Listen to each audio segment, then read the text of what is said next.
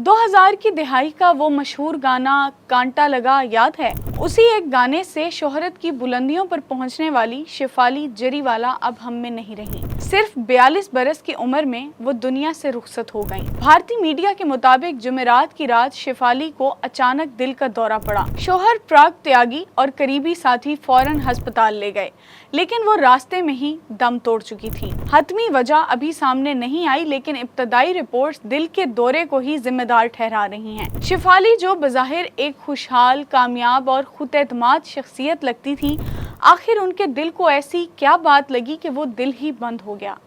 ये वो सवाल है जो आज बहुत से लोग खुद से पूछ रहे हैं। जिंदगी वाकई अनप्रिडिक्टेबल है। हम में से कोई नहीं जानता कि कौन अपने अंदर किस खामोश जंग से गुजर रहा है। जो चेहरे पर मुस्कुराहट लिए फिरते हैं, जरूरी नहीं कि उनके दिल पर बोझ ना हो।